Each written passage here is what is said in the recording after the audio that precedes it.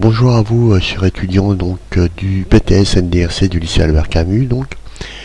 Aujourd'hui, je vous propose une nouvelle vidéo qui fait suite à la classe virtuelle qui s'est tenue jeudi dernier et qui avait pour principal objectif de vous proposer la correction du devoir pratique que vous avez eu lors du BTS blanc.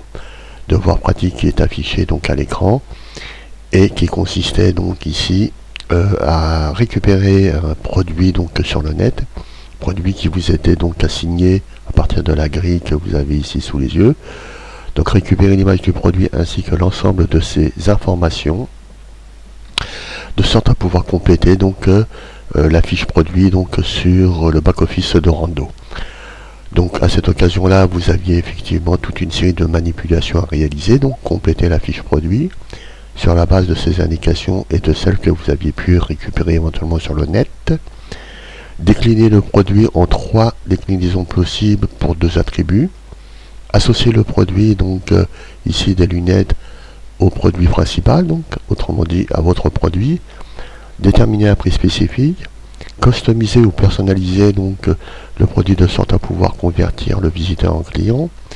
Et vous aviez ici une manipulation autour d'une opération commerciale à effectuer. Donc nous allons voir par rapport à l'ensemble de ces éléments-là. Donc bien évidemment, une fois connecté, vous étiez censé atterrir soit sur le tableau de bord ou éventuellement sur le catalogue. C'est effectivement cette principale commande que nous allons pouvoir découvrir. Commande du menu vendre, effectivement, les deux principales sont la commande et la commande catalogue. Donc quand on clique sur cette commande catalogue, là on a accès effectivement à l'ensemble des produits du catalogue de la boutique. Donc il va de ici en l'occurrence tous les produits que vous avez créés, donc de la visière jusqu'au dernier produit en soi créé, qui est ici en fait un legging, d'accord. Et donc évidemment la première des choses c'était de créer un nouveau produit. Donc en cliquant sur ce bouton en haut à droite de votre écran, et là vous avez accès effectivement à la fiche produit vierge qu'il fallait bien évidemment compléter. Donc le nom et compléter l'ensemble des éléments de chacun des onglets que nous allons voir ensemble. Et pour ce faire, je vous propose de le visualiser à partir d'un produit que j'ai déjà préalablement créé, qui est en fait la chaussure Shoes Style. Donc en cliquant sur ce produit, j'atterris sur effectivement la fiche produit en l'occurrence, avec le nom Shoes Style ici que j'ai créé, et l'ensemble des onglets. Donc on va commencer par l'onglet essentiel. Donc pour le coup il fallait effectivement téléverser une image, donc celle que vous aviez récupérée sur le net et sauvegarder éventuellement dans votre espace mes documents. Donc il suffisait effectivement de cliquer ici puis d'aller chercher l'image en question.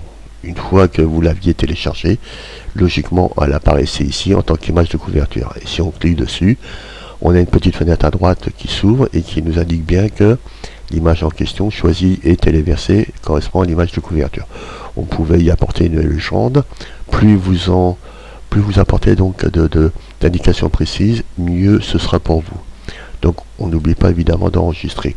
Ensuite, il fallait remplir les onglets qui associaient à cette page, donc à savoir le récapitulatif et la description, et nous verrons d'ailleurs à quoi cela correspond sur le front office.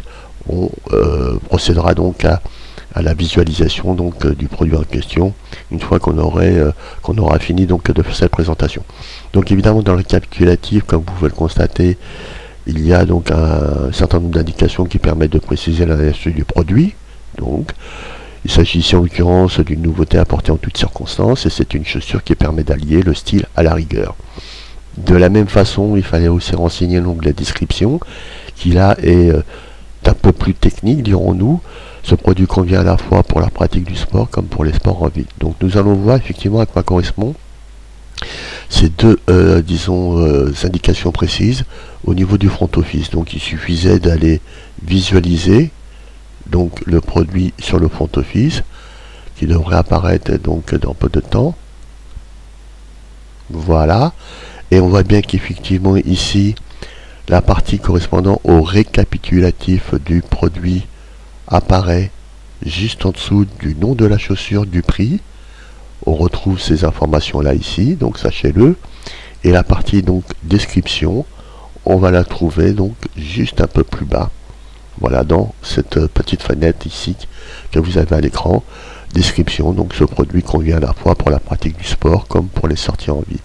Sachez que logiquement, pour peu que vous l'ayez renseigné, donc vous avez ici un nouvel onglet qui vous permet, disons, donc d'informer le client sur d'autres informations, d'informer le client sur d'autres précisions, d'autres indications se rapportant au produit, à savoir ici en l'occurrence la référence, le nombre de produits en stock et la fameuse fiche technique qui permet donc de renseigner le client sur les caractéristiques techniques du produit. Et donc c'est ce que nous allons voir aussi dans peu de temps. Donc justement ici, puisqu'on en parlait, cette fameuse caractéristique ici qu'on retrouve donc dans la fiche technique, eh bien il fallait évidemment ici donc la saisir, en tout cas donc la signifier à cet endroit là. Donc dans caractéristiques, si je clique ici sur la flèche donc à droite de la caractéristique, on peut effectivement donc pour le coup choisir la caractéristique souhaitée. Vous en avez une qui se rapporte à la composition, celle donc que j'ai évidemment créée, et une autre qui apparaît ici, qui a été créée par l'un d'entre vous, mais qui en l'occurrence n'est pas la bonne place. Bon, en soi c'est plutôt une valeur ici qui aurait dû être on va dire intégrée donc dans la caractéristique composition. Et si je clique d'ailleurs sur composition, à droite on a toutes les valeurs qui ont été donc préalablement on va dire renseignées. Donc évidemment je clique ici pour ajouter une caractéristique et éventuellement si je devais créer une marque ou en identifier une, je peux tout à fait le faire à ce niveau là. Bon, donc mais pour pouvoir créer ces caractéristiques, vous l'avez bien compris, en tout cas pour pouvoir comment dirais-je, définir une caractéristique par rapport au produit, il fallait préalablement la créer. Pour ce faire, il fallait aller dans attributs et caractéristiques. Et là, donc, comme vous pouvez le constater, on a effectivement tous les attributs qui ont été créés, que l'on va d'ailleurs à ce propos utiliser un peu plus tard. Donc coloris, avec l'ensemble des couleurs principales, donc propres au produit proposé, poids, pointure, taille. Voilà pour les attributs, donc on va les retrouver comme je le disais un peu plus tard. Et donc les caractéristiques en question, on y retrouve d'ailleurs ces trois caractéristiques qu'on avait vues effectivement au niveau de la fiche produit. Composition, cuir, coton. Si je clique sur composition, je vais y trouver toutes les valeurs se rapportant donc à ces différentes, en tout cas cette caractéristique telle qu'elle apparaissent sous vos yeux. Donc si je reviens sur ma liste, je vais y retrouver ma caractéristique cuir avec la valeur s'y rapportant, cuir de veau, et cette fameuse caractéristique qui a été créée donc comme je le disais, mais qui logiquement aurait dû être intégrée donc dans la caractéristique composition. Voilà, je reviens sur mon produit donc.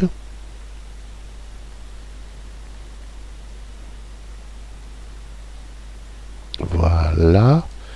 Et je vais continuer donc à renseigner les quelques rubriques nécessaires pour pouvoir, disons, apporter le maximum d'informations à mon produit. Donc une fois que la caractéristique a été définie, on vous demandait d'associer un produit à celui-ci, donc au produit principal, de sorte à pouvoir, disons, compléter l'offre que vous faisiez donc aux visiteurs. Donc ici il suffisait, alors on vous demandait donc de rajouter comme produit des lunettes, en l'occurrence homme ou femme, et là c'était plutôt des lunettes hommes, donc il suffisait tout simplement de saisir les trois premières lettres ou quatre, et puis d'obtenir le produit, la liste des produits en question. Donc une fois sélectionné, eh bien, bien évidemment après avoir enregistré vos manipulations ou modifications, eh bien vous pouvez tout à fait donc le vérifier. Ici par exemple on voit le produit associé donc au produit principal, d'accord. Alors ensuite, ça c'est pour la partie centrale. À droite donc de cette partie là, vous avez encore d'autres indications à préciser, à savoir le fait que le produit soit considéré comme étant un produit simple ou un produit avec déclinaison. Il faut savoir qu'à la base, l'ensemble des produits créés sont des considérés comme des produits simples.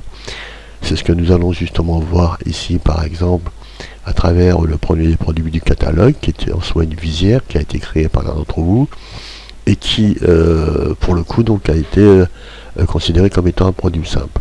Alors, la différence entre produit simple et produit avec déclinaison, c'est qu'un produit simple, il n'est proposé que dans une seule version, alors que le produit avec déclinaison peut être proposé donc dans différentes variétés. Alors, ce que ça change au niveau de la fiche, vous allez le voir, quand je clique sur produit simple, eh bien, l'onglet qui apparaissait ici, avec l'option produit avec déclinaison, n'apparaît plus.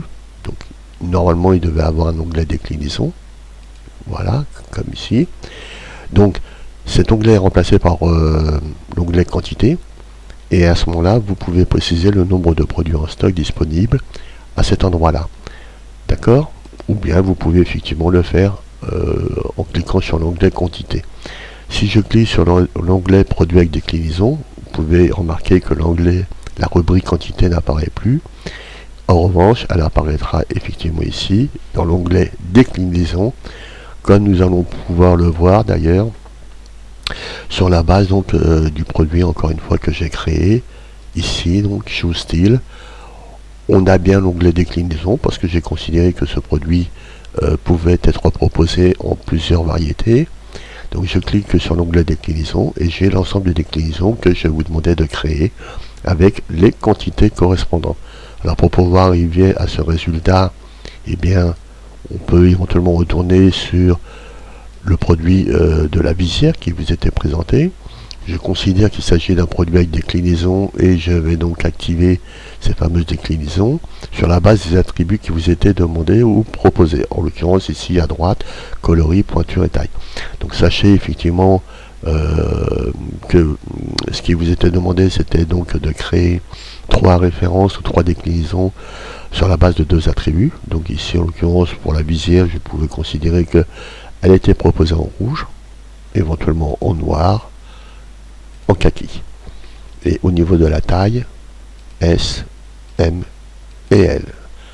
Une fois que j'ai créé donc encore une fois mes 3 déclinaisons pour les 2 attributs, je clique sur le bouton Générate et il va me générer donc l'ensemble des déclinaisons proposées ou possibles donc sur la base des attributs, on va dire sélectionnés.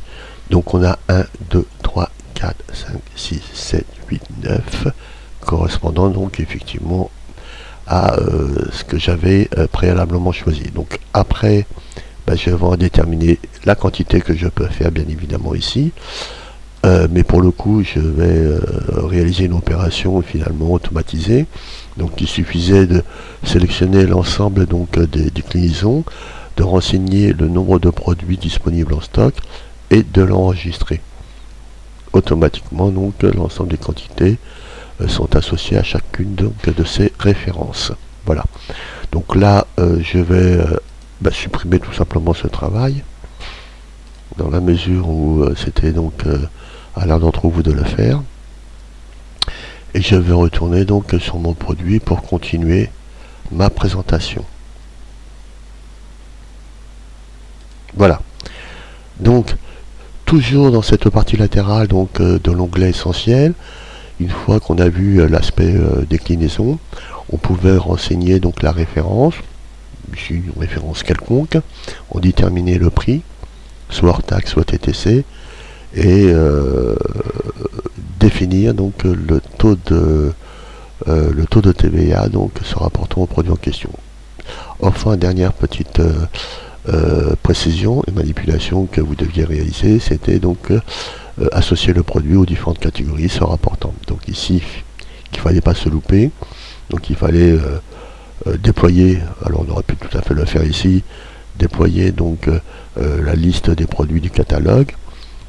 Ici, cocher effectivement les catégories auxquelles vous voulez associer le produit, en l'occurrence accueil, sportwear, homme. Là, vous pouvez constater qu'il y a eu d'autres catégories de créer qui, en fait, n'avaient aucune raison d'être faites. Alors, une fois que j'ai fait ça, j'ai fait l'essentiel. j'ai enregistré éventuellement à cet endroit-là où je pouvais continuer donc disons les manipulations qui vous étaient demandées avant de le faire. Donc déclinaison, on a vu de quelle façon on pouvait décliner donc toute une série de produits correspondant au stock dont on disposait.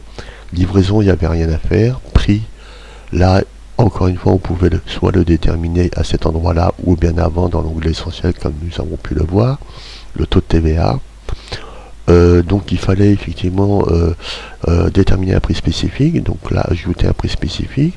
À ce moment là il y a une fenêtre qui se présente et vous aviez la possibilité de le déterminer selon la devise, le pays ou le groupe, soit sur la base d'un client ou d'un groupe de clients, sur une déclinaison du produit que vous avez bien évidemment préalablement créé, déterminer la période de validité, donc le nombre de produits à partir duquel justement ce prix spécifique était déclenché, et la réduction en l'occurrence qui vous était demandé donc d'appliquer, en l'occurrence de 5, et à partir donc de l'unité, en tout cas sur la base du pourcentage.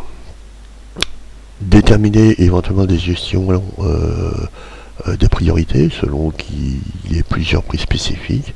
Une fois effectivement réalisé, vous pouviez enregistrer. Donc voilà, ce prix spécifique a pu effectivement être enregistré ici à cet endroit-là. Bon, donc voilà, on pouvait passer à la partie référencement. Donc là, il s'agissait évidemment de renseigner le mieux possible et de façon la plus précise l'ensemble de ces éléments-là, donc à savoir la balise titre et la métadescription qui permettait donc au moteur de recherche de nous indexer et de nous positionner, disons donc sur les principales pages donc des différentes recherches effectuées. Il fallait enfin pour finir utiliser l'onglet options.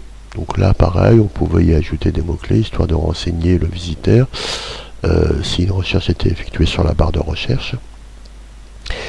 À cette occasion-là, alors j'ai peut-être oublié, effectivement, je reviens très vite, il fallait ne pas oublier donc de cocher ici le fait d'afficher un bandeau promo, comme nous allons voir ici, donc le bandeau promo qui apparaît, il fallait donc activer cette fonction. Donc option, je disais donc, alors dans l'option, on pouvait proposer une personnalisation ou faire en sorte à ce que le client ou visiteur plutôt puisse customiser son produit de sorte à pouvoir le convertir en client. Faire en sorte à ce qu'il arrive ou à ce qu'il aille jusqu'au bout du processus d'achat. Donc ici en l'occurrence ça pouvait être le prénom, comme cela vous était proposé, ça pouvait être aussi un numéro, une citation. Bon, on pouvait cocher ou pas donc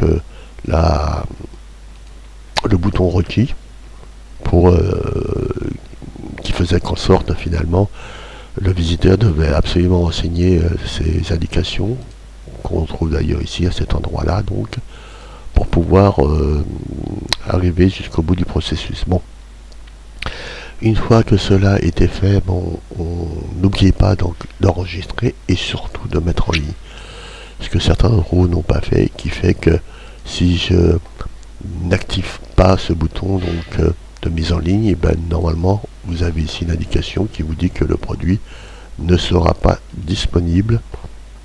Voilà, donc là je peux tout à fait rafraîchir ma page et en bonne logique on va avoir cette indication qui nous signifie que même si le produit est créé, mais il n'est pas disponible. D'accord?